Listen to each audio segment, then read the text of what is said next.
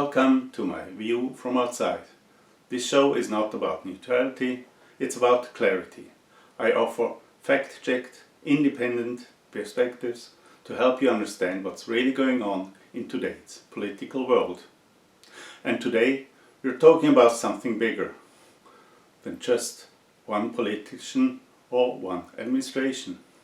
We're talking about a global strategy, dismantling of democratic governments from within. This isn't a conspiracy theory, it's a political trend and is gaining ground in many countries around the world. Let's get into it. Before we go on, just a short wish from my side. This is a new channel. I hope it to grow and be a good source for people to get some deeper understanding of politics. You can help me to grow and reach more people by subscribing and clicking the like button. You're also very welcome to comment on the site. Thank you very much. And now let's get on.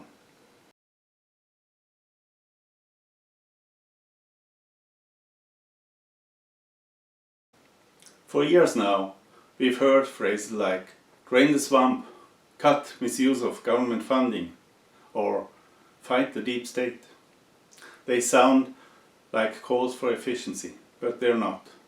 They're part of a larger effort to discredit public institutions. Why? Because for authoritarian-leaning right-wing movements, a strong, functioning state is a threat. It gets in the way of unchecked power, of privatized profit, of rule by the few. This anti-government rhetoric is no accident, it's strategic. It's about removing checks and balances, so that those with the most power can make up their rules. And it's working.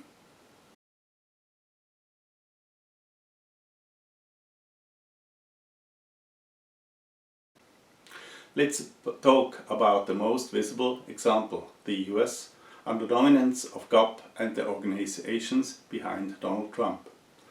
The people in the shadow behind Trump didn't just oppose certain policies.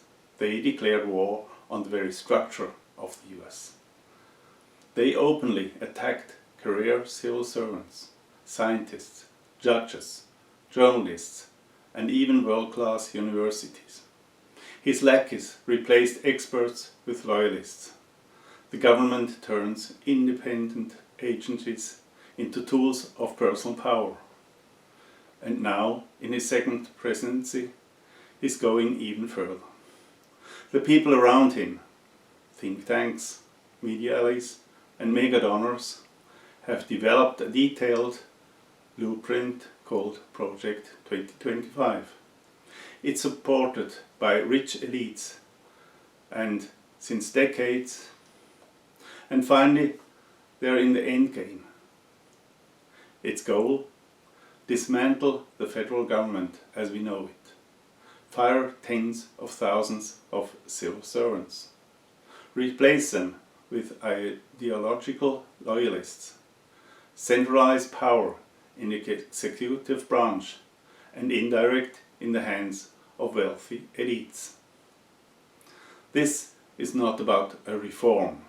This is about regime change from within.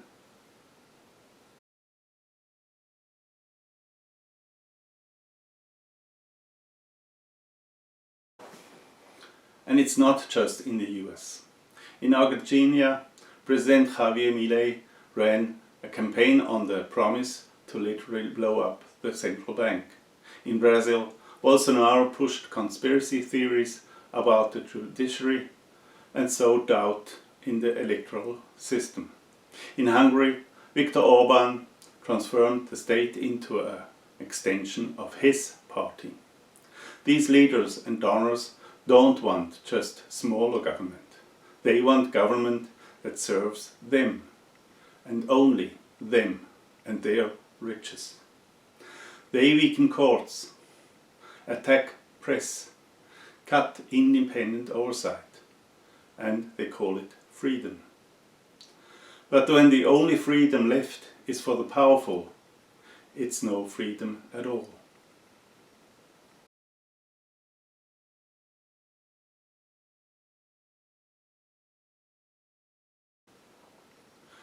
The most effective tricks of this movement is selling the public the idea that the private sector can do everything better. Billionaires like Elon Musk use their platforms to mock regulations, insult public servants, and promote their fantasy that tech CEOs are our real visionaries. But let's be honest. Private companies aren't neutral.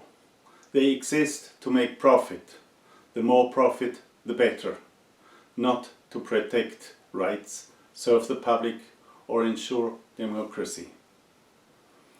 When we hand over public functions to private interests, we don't get efficiency. We get inequality. We get censorship without accountability. We get infrastructure that only works if you can afford it. And we lose something bigger. The idea that the government can and should serve everyone.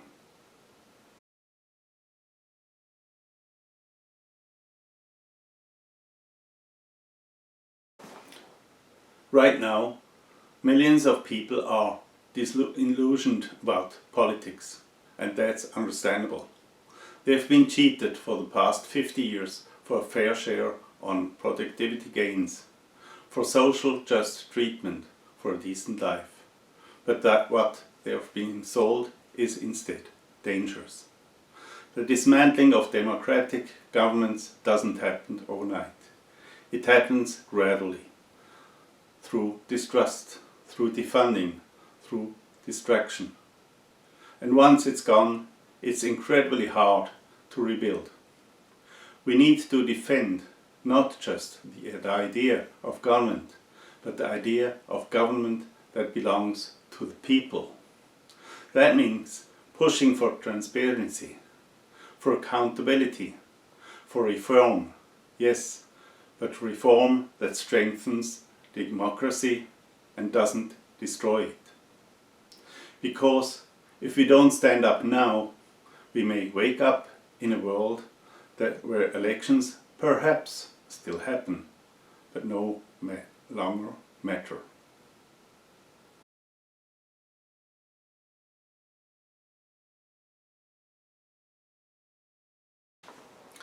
Thanks for watching my view from outside. If this gave you something to think about, please like, share and subscribe.